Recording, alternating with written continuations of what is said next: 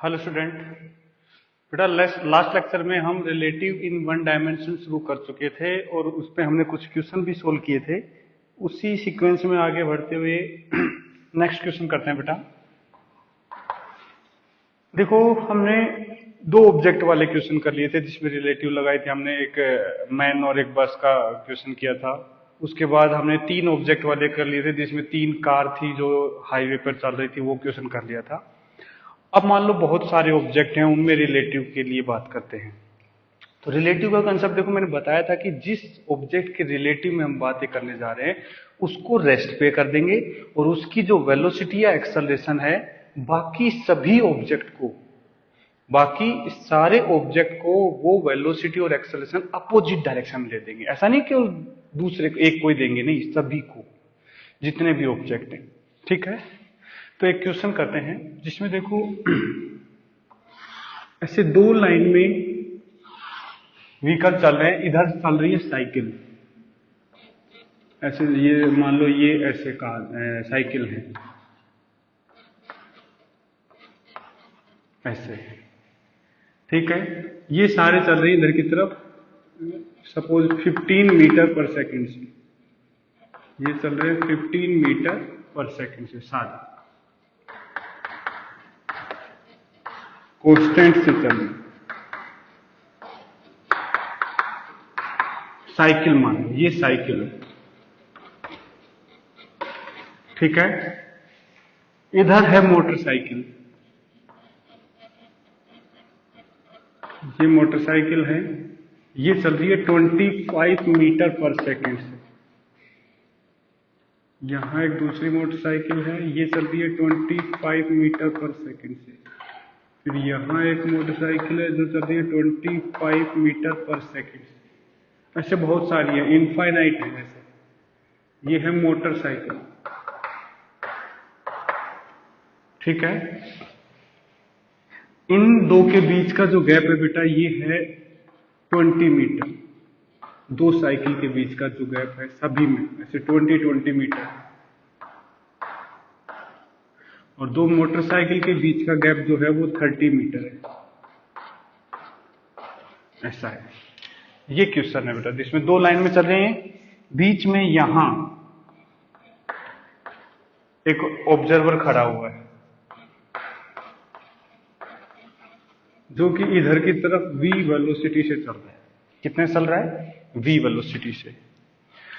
तो देखो ये चाहता है कि अब जस्ट t इक्वल टू 0 पर एक साइकिल और एक मोटरसाइकिल एक साथ क्रॉस करती है। जस्ट यहां पे दोनों एक साथ क्रॉस करती है इस ऑब्जर्वर को। अब ये ऑब्जर्वर चाहता है कि मैं कितनी वेलोसिटी से चलूं जिससे जब एक साइकिल इसको क्रॉस करे उसी टाइम पर एक मोटरसाइकिल भी इसको क्रॉस करे। वैसे इनका गैप अलग अलग है, वेलोसिटी अलग अलग है, लेकिन ये चाहता है कि दोनों मोटरसाइकिल और साइकिल दोनों एक साथ क्रॉस करें। ठीक है, find velocity of observer so that cycle and motorcycle cross this observer at the same time।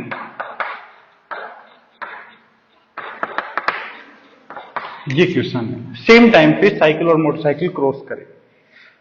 अब देखो ऐसे क्वेश्चन को कैसे करेंगे। ऑब्जर्वर का काम है ऑब्जर्व करना, तो क्यों ना उसी के रेस्पेक्ट में इस प्रॉब्लम को सोल्व किया जाए। तो मैं कहता हूं विद रेस्पेक्ट टू ऑब्जर्वर। ठीक है, ऑब्जर्वर को हमने रेस्ट पे कर दिया, ये इसको रेस्ट पे कर दिया। इधर चल रही थी साइकिल और इस लाइन पे चल रही है मोटरसाइकिल। तो देखो ये जो साइकिल है इनकी वेलोसिटी इधर की तरफ थी 15, लेकिन ये v से चल रहा है। तो अब इसको रेस्ट पे किया तो इसकी वेलोसिटी अपोजिट डायरेक्शन में मिल जाएगी, सारी साइकिल को भी और मोटरसाइकिल को भी। तो ये हो जाएगी 15 प्लस v। ऐसे दूसरी जो है ये भी हो जाएगी 15 प्लस v। फिर तीसरा जो है ये भी हो जाएगी 15 प्लस v, इस टाइप से। ये हो जाएगी। और इधर जो मोटरसाइकिल है इनकी है 25, तो ये हो जाएगी 25 प्लस वी, और ये भी हो जाएगी 25 प्लस वी, ऐसे ये इनकी वेलोसिटी हो चुकी होगी। और ये डिस्टेंस 20 मीटर रहेगी और ये डिस्टेंस 30 मीटर रहेगी। अब देखो सिंपल सी बात है, ये रेस्ट पे है, तो ये 15 प्लस वी वेलोसिटी से जितने टाइम में 20 मीटर चले, यदि इस वेलोसिटी से मोटरसाइकिल 30 मीटर उतने ही टाइम में चल जाए, मतलब यहां से यहां आने में, मतलब 20 मीटर चलने में जितना टाइम लगे, ये उतने टाइम में 30 मीटर यदि चल जाएगी, तो दोनों एक साथ यहां पे पहुंचेंगी। नेक्स्ट वाली भी इसी सीक्वेंस में दोबारा एक साथ पहुंचेंगे, ऐसे आगे वाली सारी सेम टाइम पर यहां पे पहुंचेंगी, तो इसको लगेगा कि साथ साथ क्रॉस कर रही है, और ये चाहता है। तो अब देखो हम क्या करेंगे, हम कहेंगे टाइम, ये जो मोटरसाइकिल का है और जो साइकिल का है, दोनों का टाइम क्या कर देंगे, इक्वल। तो देखो मोटर जो साइकिल 20 मीटर चलना है, कांस्टेंट से चल रही है, तो टाइम होगा डिस्टेंस अपॉन स्पीड। डिस्टेंस से 20, स्पीड है 15 प्लस वी। यदि ये इक्वल हो जाए, मोटरसाइकिल को टाइम लगेगा 30 अपॉन 25 प्लस वी, तो काम बन जाएगा। तो आंसर आ गया, देखो ये कैंसिल हो गया, इसको इधर भेज देंगे, तो 50 plus 2v is equal to 45 plus 3v, तो ये बच जाएगा v is equal to 5 metre per second. मतलब इस ऑब्जर्वर की जो वेलोसिटी है that should be equal to 5 metre per second. तो ये एक साथ क्रॉस करेंगे। कोई दिक्कत बेटा इसमें? तो इस टाइप से हमें क्वेश्चन सोल्व करने हैं। अच्छा क्वेश्चन है, नोट करो, फिर आगे बढ़ते हैं। नोट कर लो बेटा, स्क्रीन को पोज करो यहीं पे और इसको कंप्लीट नोट कर लो। लिख लिया होगा? मिटा देता हूं।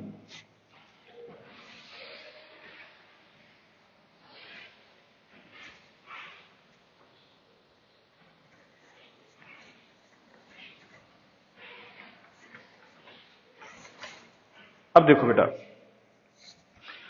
ये थी रिलेटिव इन वन डायमेंशन।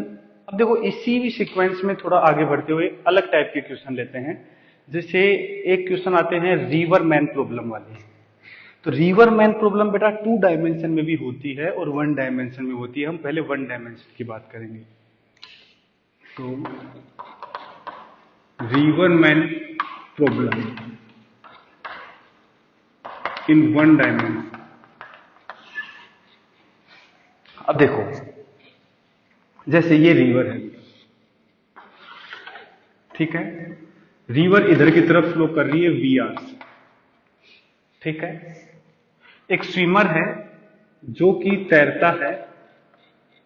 एक केस है कि वो इन the direction of flow of river तैरे, ठीक है, स्विम कर रहा है ये। तो एक तो direction of flow of river में वो स्विम करे, दूसरा है direction of flow of river के अपोजिट डायरेक्शन में वो स्विम करे, ऐसे, ठीक है बेटा। अब देखो यहां पे जो मैंने 2 ही केस लेने हैं, या तो उसकी डायरेक्शन में या उसके अपोजिट, किसी एंगल पे तैर यदि वो स्विम करना चाहता है तो वो केस हम यहां नहीं लेंगे, वो 2 डायमेंशन का मोशन हो गया, क्योंकि उसमें रिवर अलग डायरेक्शन में चलाना चाहेगी और खुद किसी और डायरेक्शन में, तो वो दिक्कत होगी। यहां पे हम 2 ही केस लेने हैं, या तो उसकी डायरेक्शन में या उसके अपोजिट डायरेक्शन में।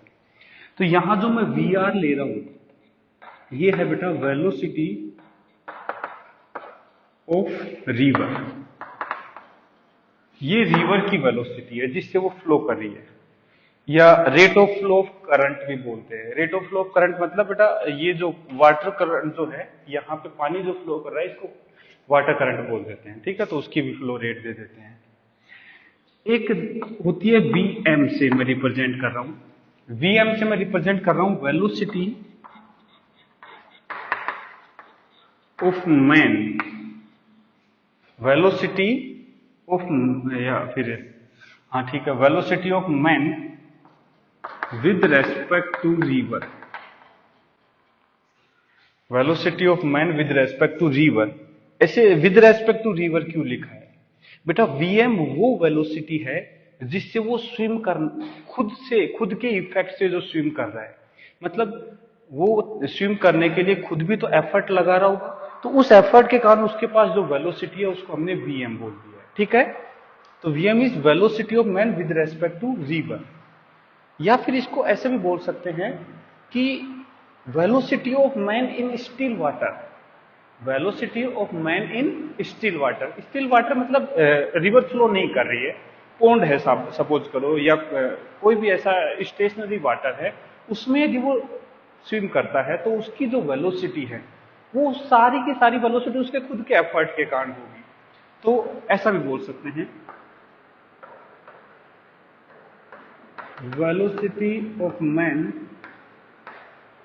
इन स्टिल वाटर, ठीक है। मतलब रुका हुआ पानी जब है, उस पानी में यदि वो जितनी स्पीड से तैर रहा है वो वीएम है। इसको मैं वीएमआर भी बोल सकता हूं, velocity of man with respect to river. एक चीज मैं डिफाइन कर रहा हूं यहां, VMG. VMG velocity of man with respect to ground. Velocity of man with respect to ground. Velocity of man with respect to ground, इसको मैंने वीएमजी से रिप्रेजेंट किया है।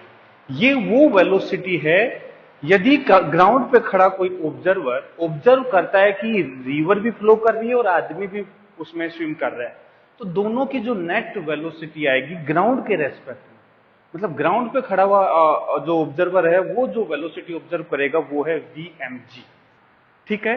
तो ये हमें ध्यान रखना है। मेन चीज ये है बेटा, ये थोड़ा अलग है, ध्यान रखना। यहां जो स्टिल वाटर की जो वेलोसिटी देता है, इसका मतलब वो उसके खुद के एफर्ट के कारण वेलोसिटी है, ठीक है।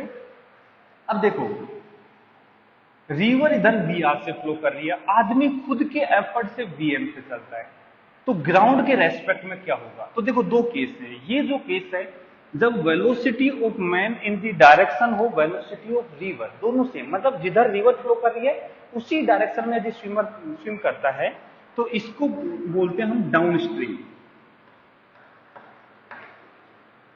इसको हम बोलते हैं डाउन स्ट्रीम। और जब वेलोसिटी ऑफ मैन जो है वो रिवर के अपोजिट हो, ये वेलोसिटी ऑफ मैन है, यदि ये रिवर के अपोजिट है तो इसको बोलते हैं हम अप स्ट्रीम। ये नाम है बेटा इसका। डाउन स्ट्रीम मतलब in the direction of flow river, और अप स्ट्रीम मतलब in the opposite to the direction of flow river, ठीक है। ये अप स्ट्रीम हो गया। तो इन down stream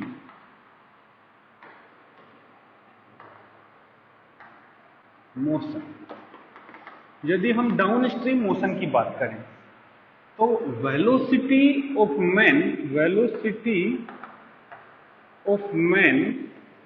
with respect to ground जो होगा VMG, that will be equal to, देखो रिवर वीआर से फ्लो करवाएगी, यदि वो खुद नहीं भी एफर्ट लगाएगा तो भी वीआर से फ्लो होगा, और ऊपर से वीएम उसके खुद के एफर्ट है, तो टोटल दोनों ऐड हो जाएंगे, दोनों सेम डायरेक्शन में। तो ये होगी वीआर प्लस वीएम, ठीक है। ये है velocity of man in the downstream motion, velocity of man with respect to ground. दूसरा बात करते हैं, जैसे सपोज इसी केस में हम निकाले कि एल डिस्टेंस चलने में कितना टाइम लगेगा। Time taken to move L distance, यह आ जाएगा टी डाउन है, यह आ जाएगा एल अपॉन वेलोसिटी हो जाएगी वीएम प्लस वीआर। इतनी वेलोसिटी से ज्यादा तो इतना टाइम लगेगा। दूसरा केस लेते हैं इन अपस्ट्रीम। अपस्ट्रीम मोशन की बात करें, मतलब इस बार वेलोसिटी ऑफ मैन रिवर की वेलोसिटी के अपोजिट डायरेक्शन में, तो ग्राउंड के रेस्पेक्ट में velocity of man with respect to ground will be equal to VM minus VR. मैं ये अज्यूम कर रहा हूं कि आदमी की जो वेलोसिटी है वो ज्यादा है रिवर से, तभी तो वो अपस्ट्रीम जा पाएगा। यदि सोचो रिवर तेज फ्लो कर रही है, आदमी एफर्ट कम लगा रहा है, तो क्या वो उसके अपोजिट जा सकता है? नहीं, फिर वो उसी डायरेक्शन में फ्लो करेगा। तो इसीलिए मैंने माना है कि Vm ज्यादा है ताकि वो अपस्ट्रीम जा रहा है, मतलब अपोजिट डायरेक्शन में जा रहा है। यदि कोई बात नहीं, यदि रिवर भी ज्यादा है तो ये निगेटिव आ जाएगी, मतलब इस डायरेक्शन में आ जाएगी। और टाइम की यदि बात करें T up, that will be equal to L upon V M minus V R, ये अपस्ट्रीम का टाइम हो जाएगा एल डिस्टेंस करने का। तो ये चीजें ध्यान रखनी होती हैं बेटा इसमें, ठीक है, कोई दिक्कत इसमें? अब देखो प्रॉब्लम में जरूरी नहीं है कि रिवर और मैनी हो, ऐसा भी हो सकता है रिवर बोट, आदमी की जगह जो बोट है तो कोई बात नहीं, वेलोसिटी ऑफ मैन की जगह वेलोसिटी ऑफ बोट हो जाएगी, तो भी वो सेम चीजें रहने वाली हैं। बोट की एक तो खुद के एफर्ट के कारण वेलोसिटी होगी और एक रिवर के कारण होगी, तो नेट ग्राउंड के रेस्पेक्ट में अपस्ट्रीम सॉरी डाउन स्ट्रीम में तो ऐड हो जाएंगी और अपस्ट्रीम में सब्ट्रैक्ट हो जाएंगी, ये उसकी वेलोसिटी आ जाएगी। कोई दिक्कत? इसको नोट करो, फिर एक क्वेश्चन करते हैं इस पे। नोट करो बेटा, इसको लिख लिया होगा, मिटा देता हूं।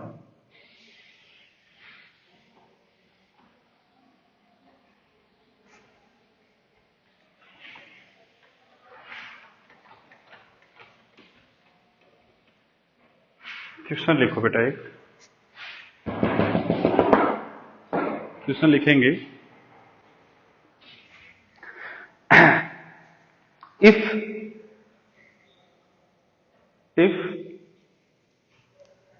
a boat if a boat travel a distance L, if a boat travel some distance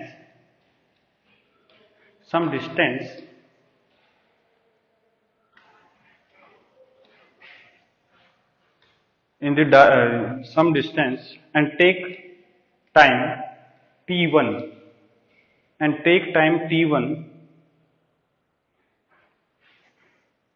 in downstream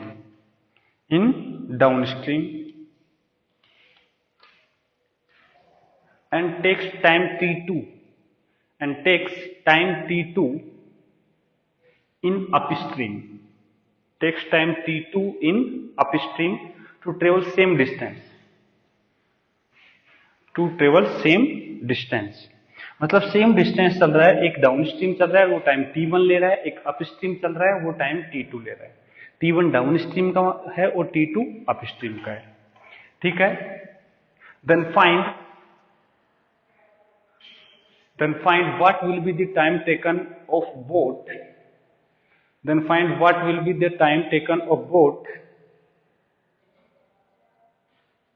to travel same distance in stationary water,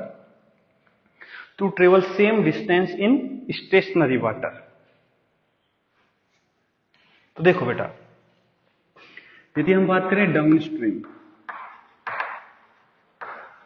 stream मतलब टी डाउन जो है, t1 जो दे रखा है हमें, that will be equal to, मान लिया वो डिस्टेंस l है इन upon vm plus vr, vm की बजाय बोट की वेलोसिटी vb बोल देते हैं, ये t1 है। यदि मैं बात करूं अप स्ट्रीम तो t2 जो आएगा that will be equal to l upon vb minus vr। और यदि मैं बात करूं स्टेशनरी वाटर की बात करें तो टाइम जो t आएगा that will be equal to l upon velocity of boat. जब रिवर फ्लो ही नहीं कर रही है उस केस में तो बोट की वेलोसिटी तो वो ही रहेगी खुद के एफर्ट के कारण जो है, तो टाइम लग जाएगा l अपॉन vb। तो ध्यान से देखो, मुझे यहाँ पे l अपॉन vb चाहिए, तो vb मैं यहां से निकालता हूं दोनों से, तो एक केस में देखो vb प्लस vr जो आएगा ये आ जाएगा l अपॉन t1, इसको इक्वेशन 1 बोल देते हैं, और vb माइनस vr जो आएगा that will be equal to l upon t2, इसको इक्वेशन 2 बोल देता हूं। दोनों इक्वेशन को ऐड कर देता हूं, इक्वेशन 1 प्लस इक्वेशन 2 ऐड करूंगा तो देखो vr कैंसिल हो जाएंगे, तो ये बन जाएगा twice of vb will be equal to l upon t1 plus l upon t2। तो vb की वैल्यू यहां पुट कर दो, तो यदि इसको इसमें यहां रख देंगे तो time t will be equal to l upon vb, और VB को मैं रख देता हूं, L कॉमन आ जाएगा, बाई 2 है ये, 2 ऊपर आ जाएगा बेटा, और 1/T1 plus 1/T2, L cancel हो जाएगा तो time will be equal to 2T1T2 upon T1 plus T2। इतने टाइम में वो स्टिल वाटर में क्रॉस करेगा, 2T1T2 upon T1 plus T2। तो देखो कुछ नहीं किया बेटा, सिंपल सोल्व किया है इसको, इक्वेशन से VB और VR से हमने VB निकाल लिया और इसमें रख दिया, आंसर आ गया। इसको नोट करो। फिर एक ऐसा ही सेम क्वेश्चन देखते हैं, इसको लिखो, पहले इसको नोट कर लो बेटा, लिख लिया होगा। अब बेटा नेक्स्ट क्वेश्चन लिखते हैं, चलो लिखो। एस्केलेटर वाली प्रॉब्लम का क्वेश्चन लिखते हैं। एस्केलेटर समझते हो, कभी मॉल वगैरह में घूमने गए हो तो वहां पे जो सीढ़ियां हैं जो चलती रहती हैं ऐसे मशीन से, वो एस्केलेटर बोलते हैं, ठीक है। तो एस्केलेटर वाली प्रॉब्लम है, तो लिखो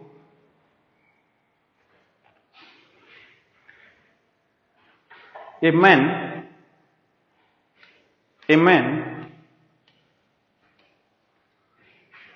takes T1 time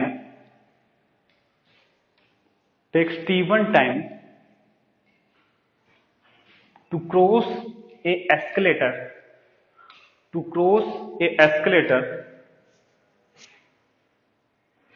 when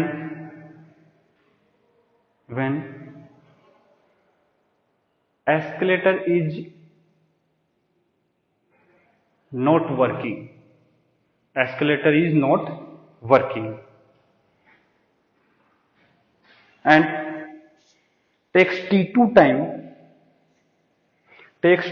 time to cross same escalator.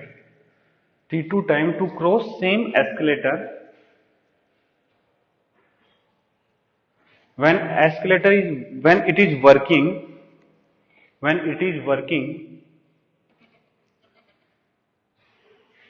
and men do not walk over it. मतलब देखो, पहले दिन गया मान लो वो मॉल में, तो उसने वो सीढ़ियां क्रॉस की, क्योंकि वो सीढ़ियां बंद थी, मान लो जल्दी चला गया, भीड़ नहीं थी, बंद हो रही थी, काम नहीं कर रही थी, जो भी रीजन था, तो उसने खुद से चल के उसको क्रॉस किया होगा, तो उसमें उसने T1 टाइम लिया। दूसरे दिन गया जब एस्केलेटर चल रही थी तो वो जाके उसके ऊपर खड़ा हो गया और खड़े खड़े उसने क्रॉस किया, तो उसको टाइम T2 लगा, मतलब इस बार वो काम कर रही थी। अब जब वो तीसरे दिन जाता है तो क्या होता है कि एस्केलेटर तो काम कर रही है, लेकिन वो जल्दीबाजी में, मान लो जल्दीबाजी में है, तो क्या करेगा, एस्केलेटर तो चल रही है, वो तो चलेगी और उसके ऊपर वो खुद भी चल रहा है, मान रहा है कि पहले दिन जिस वेलोसिटी से चला था उसके ऊपर उसी वेलोसिटी से वो चल रहा है। तो अब दोनों चल रहे हैं, एस्केलेटर भी और आदमी भी, तो कितना टाइम में वो क्रॉस करेगा ये हमें बताना है। तो लिखो इसके आगे, then find time taken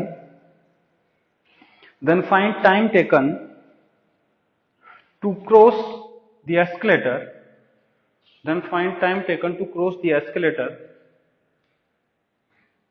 if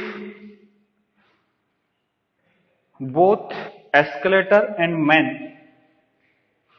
move together। जैसे भी हम क्वेश्चन समझ गए, मतलब ठीक है, दोनों मूव कर रहे हैं तो कितना टाइम लगेगा। तो ध्यान से देखो, यहां वापस से T1 तो दे रखा है, T1 है पहले दिन का, जब केवल और केवल क्या चल रही है, सॉरी आदमी चलता है, एस्केलेटर नहीं चलता। मैंने कहा वेलोसिटी ऑफ मैन है Vm, वेलोसिटी ऑफ एस्केलेटर है Ve। तो पहले दिन T1 जो है, मान लिया वो L डिस्टेंस चलता है, वो जो सीढ़ी की जो लेंथ है वो L है, तो L अपॉन Vm आएगा। T2 जो आएगा ये आएगा L अपॉन V एस्केलेटर, तो यहां से Vm मिलेगा L अपॉन T1, यहां से Ve मिलेगा L अपॉन T2। तो देखो, when both move, तो मैं कहूंगा वेलोसिटी ऑफ मैन जो नेट हो जाएगी विद रेस्पेक्ट टू ग्राउंड, ध्यान से देना, ये जो Vm है बेटा, ये एक्चुअल में वेलोसिटी ऑफ मैन है विद रेस्पेक्ट टू एस्केलेटर, जैसे रिवर वाले केस में velocity of man with respect to river. मतलब रिवर के रेस्पेक्ट, मतलब रिवर नहीं चल रही है तो जो उस आदमी की वेलोसिटी होती थी, ऐसे ही जब एस्केलेटर नहीं चल रही है तो उसकी जो वेलोसिटी है मैन की, वो Vm उसके खुद के एफर्ट के कारण। और एस्केलेटर चल रही है Ve से, तो यदि दोनों चलेंगे तो ग्राउंड के रिलेटिव में यदि देखेंगे तो नेट दोनों की क्या हो जाएगी, ऐड हो जाएगी, क्योंकि वो भी चल रहा है और एस्केलेटर भी चल रही है, दोनों सेम डायरेक्शन में चल रहे हैं। तो ये velocity of man with respect to ground बोलेंगे उसको, ये बन जाएगी Vm प्लस Vg। ठीक है। अब तुम कहोगे सर रिलेटिव में ऐसा होता था velocity of man with, sorry velocity of A with respect to B, तो होता है velocity of A minus velocity of B. वो दो रिलेटिव होती है, ग्राउंड की बात होती है बेटा। एक्चुअल में ये है velocity of man with respect to escalator है, ये विद रेस्पेक्ट टू एस्केलेटर। तो ये आ गया Vm प्लस Vg में, ये Ve है बेटा, Vm प्लस Ve, सॉरी। अब देखो एक्चुअल में जो इक्वेशन है वो ऐसे लिख, देखो Va with respect to B होता है Va माइनस Vb, और ये ग्राउंड के रेस्पेक्ट में होती है, ऐसे होता था। एक्चुअल में अभी भी ऐसे ही है, देखो Vab है velocity of man with respect to escalator, ये होगा velocity of man minus velocity of escalator, और ये दोनों ग्राउंड के रेस्पेक्ट में होंगे। ध्यान से देखो ये दोनों इक्वेशन सेम है, ये Vme जो है वो ये है, और Vmg जो है ये है, और Ve जो है वो ये है। यदि हम इसको इस माइनस में लिखेंगे तो इसको उधर लिखना पड़ेगा, इसको इधर लाके लिख दिया इसे। तो रिलेटिव से भी देखोगे तो सेम आएगा, कोई डिफरेंस नहीं है। वैसे हम सिंपल लैंग्वेज में समझ सकते हैं इसको, तो कि भाई दोनों चल रहे हैं तो ऐड हो जाएगी ना, रिलेटिव का दिमाग लगाने की जरूरत ही क्या है, फिर भी लगाओगे तो भी सेम रिजल्ट आने वाला है। ठीक है, इसको मैं इसलिए हटा देता हूं यहाँ से कि इससे भी रिजल्ट सेम आएगा। अब देखो उसको जो टाइम लगेगा that will be equal to L upon Vm plus Ve। Vm और Ve दोनों दे रखे हैं, दोनों को ऐड कर दो तो ये आ जाएगा L upon L by T1 plus L by T2। L L cancel हो जाएगा और T will be equal to, यहां से एलसीएम आएगा तो ऊपर आ जाएगा T1 T2 upon T1 plus T2, ये टाइम आ जाएगा। कोई दिक्कत बेटा इसमें? तो देखो क्या डाटा दे रखे है उससे सोल्व करना है, आंसर भी नहीं रखना है, मेथड देखो समझो बेटा, कुछ नहीं किया हमने, यहाँ से T1 T2 निकाला, Vm Ve आ गया और दोनों को ऐड करके इसको डिवाइड कर दिया, आंसर आ गया। तो सेम ऐसी प्रॉब्लम है जैसे हमने ये रिवर और मैन की है, वैसे ही तो एस्केलेटर की प्रॉब्लम आ गई, और सेम ऐसी विंड वाली प्रॉब्लम आती है कि एक ऑब्जेक्ट है मान लो ऐसे हवा में फ्लाई कर रहा है, या एरोप्लेन है हवा में उड़ रहा है, तो उसकी खुद की एक वेलोसिटी होती है, एक उसको एयर के कारण मिलती है। यदि मान लो उसकी डायरेक्शन हो, जिस डायरेक्शन में वो उड़ रहा है उसी डायरेक्शन में एयर फ्लो करने लग जाए तो दोनों वेलोसिटी ऐड हो जाएंगी, और उसके अपोजिट फ्लो करने लग जाए तो दोनों माइनस हो जाएंगी। लेकिन एयर यदि किसी एंगल पे हो तो वो प्रॉब्लम हम आगे मोशन इन 2 डायमेंशन में देखेंगे, अभी नहीं देखेंगे उनको। अभी दो ही केस ले रहे हैं, अप स्ट्रीम और डाउन स्ट्रीम। ठीक है, कोई दिक्कत बेटा इसमें? नोट कर लो इसको, फिर आगे बढ़ते हैं। नोट कर लो बेटा, लिख लिया होगा बेटा?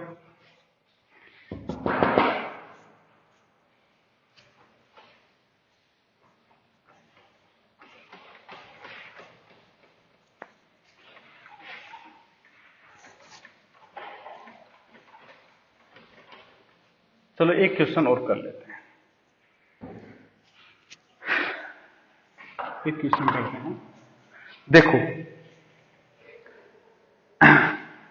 इसमें लिखते हैं, चलो क्वेश्चन में पहले नोट करो क्वेश्चन को। ए boat is moving in a river, a boat is moving in a river and it cross a float मतलब जैसे बेटा कोई भी ऑब्जेक्ट यदि पानी के अंदर बस केवल फ्लोट कर रहा है, मतलब जैसे एक मान लो पॉलीथीन है पानी पे डाल दी वो उसके ऊपर फ्लोट कर रही है, या फिर कोई वुडन पीस है उसको उसमें डाल दिया वो फ्लोट कर रहा है, मतलब उसकी खुद के कारण कुछ वेलोसिटी, वो खुद का एफर्ट नहीं लगाता है, उसको हम फ्लोट बोल देते हैं। ठीक है, तो cross a float at t equal to 0, at t equal to 0 and boat is moving downstream and boat is moving downstream. ठीक है, डाउनस्ट्रीम मूव कर रही है और t इक्वल टू 0 पर एक फ्लोट को क्रॉस कर दिया। आगे लिखो, after 1 hour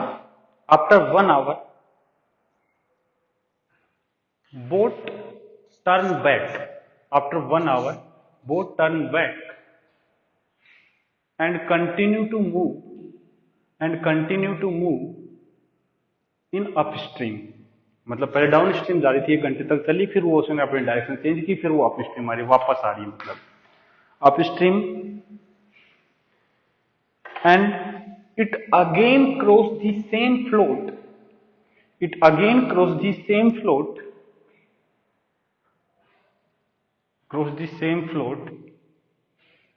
And this position is 6 kilometer away. This position is 6 kilometer away from the initial crossing position. 6 kilometer away from the initial crossing position.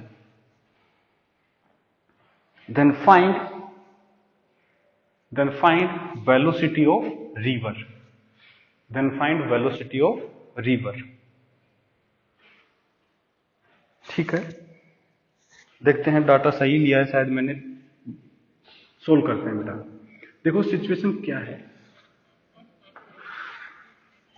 ये रिवर है बेटा, ये इधर की तरफ VR से फ्लो कर रही है, तो यहां पे एक बोट है जो कि इधर की तरफ चल रही थी डाउन स्ट्रीम में, तो VB इसकी खुद की वेलोसिटी होगी और VR रिवर की है, तो नेट हो जाएगी VB प्लस VR, फुल हो जाएगी यानी। इसी टाइम पर एक फ्लोट है ये। अब देखो कोई भी फ्लोट होगा बेटा, मतलब वो सिर्फ उसमें पड़ा है, तो वो ऐसा नहीं कि वो स्टेशनरी है, वो भी मूव कर रहा होगा। ऐसा क्यों? क्योंकि रिवर यदि फ्लो करेगी तो उसके साथ साथ वो भी मूव करता हुआ जाएगा। देखा होगा कई बार पानी के ऊपर यदि ऐसे नदी के ऊपर ऐसे कुछ पॉलीथीन या बोतल या लकड़ी का टुकड़ा पड़े रहते हैं, तो वो भी चलते रहते हैं और उनकी जो वेलोसिटी है रिवर की वेलोसिटी के इक्वल होती है। तो ये वेलोसिटी VR से चल रहा होगा। ये सिचुएशन t इक्वल टू 0 की है। कब की है? t इक्वल टू 0 की। 1 घंटे बाद, देखो ये स्पीड तेज है, तो ये 1 घंटे बाद यहां से मूव करता हुआ यहां कहीं आ जाएगा और यहां डायरेक्शन चेंज कर लेगा। ये t इक्वल टू 1 आवर है, ठीक है। लेकिन अब जब ये इधर की तरफ चलेगा तो इसकी वेलोसिटी VB माइनस VR हो जाएगी। क्या हो जाएगी? VB minus VR। और थोड़ी देर फिर चलता रहेगा और यहां पे ये जब बोट आई उस टाइम पे ये फ्लोट भी इसको यहां मिल गया, ठीक है। दोनों वापस से एक दूसरे को क्रॉस किए। मैंने कहा ये जो टाइम है, देखो 1 घंटे में तो यहां से यहां आई है, यहां से यहां जाने का टाइम मैंने कहा t है, तो इसका जो टाइम होगा ये मैंने कहा t प्लस 1 हो जाएगा आवर, t प्लस 1 आवर हो जाएगा। मतलब इस टाइम को t बोल दिया, t नोट बोल दूं, t नोट बोल दूं, तो ये जो टाइम है यहां से यहां का वो t नोट है प्लस 1 आवर हो जाएगा। यहां आ गए दोनों, और ये कह रहा है कि ये जो सिचुएशन है और ये जो सिचुएशन है, दोनों के बीच की जो डिस्टेंस है दैट इज 6 किलोमीटर, ठीक है। ये भी फ्लोट करता हुआ यहां आ गया और ये घूम करके यहां आ गई और 6 किलोमीटर दूर मिलते हैं। ये प्रॉब्लम है। अब देखो इक्वेशन बनाते हैं बेटा। हम यदि बात करें कि ये जो डिस्टेंस है टोटल, ये जो डिस्टेंस होगी ये कितनी होगी? ये डिस्टेंस होगी बेटा इसकी वेलोसिटी, और 1 घंटे तक चली है, तो ये डिस्टेंस हो जाएगी VB प्लस VR, तो वेलोसिटी है, इंटू 1, ये डिस्टेंस हो जाएगी। बोलो होगी या नहीं? इसमें कोई दिक्कत? VB प्लस VR इसकी वेलोसिटी होगी और टाइम 1 आवर हो गया, तो इतनी डिस्टेंस आ गई। यदि हम बात करें इस डिस्टेंस की, ये जो डिस्टेंस है, तो देखो जब ये इधर की तरफ मूव करेगी तो ये VB माइनस VR से मूव करेगी, तो ये वेलोसिटी तो होगी VB माइनस VR, और टाइम कितना हो गया? यहां से यहां का मैंने t नोट लिया है, तो t, तो इतनी डिस्टेंस ये होगी, इतनी डिस्टेंस ये होगी, दोनों का जो डिफरेंस है that should be equal to 6 kilometre. तो एक इक्वेशन तो देखो ये बन गई, V B plus V R into 1 minus V B minus V R into T nought should be equal to 6, equation 1। Velocity मैं किलोमीटर पर आवर में ले रहा हूं, टाइम मैं आवर में ले रहा हूं, और डिस्टेंस किलोमीटर में ले रहा हूं, ठीक है, सीधा। दूसरी, ये 6 किलोमीटर तो फ्लोट ने भी ट्रेवल किया है, और फ्लोट चल रहा है वी आर वेलोसिटी से। वी आर वेलोसिटी से कितना टाइम, यहां से यहां पहुंचने में इसको कितना टाइम लिया होगा, 1 आवर या टी नोट या 1 प्लस टी नोट? तो आंसर होगा 1 प्लस टी नोट। क्यों? क्योंकि जब तक बोट यहां से जाके यहां पहुंचेगी तभी तक तो फ्लोट यहां से यहां लगातार उतना टाइम दिया है।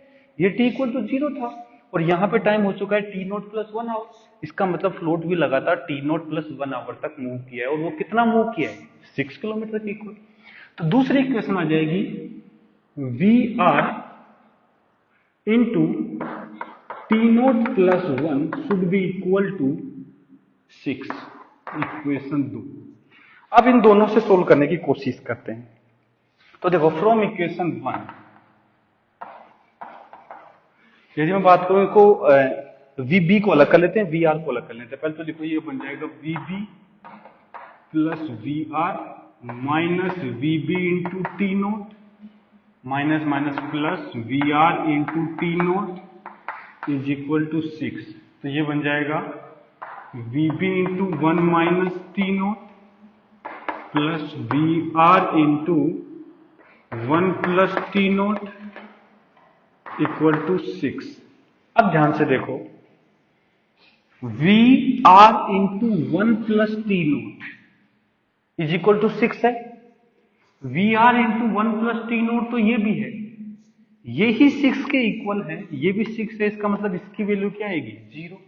इसको मैंने इक्वेशन 2 को यहां रख दिया। तो यूजिंग इक्वेशन 2 तो मैं कहूंगा V B into 1 minus T nought plus 6 is equal to 6।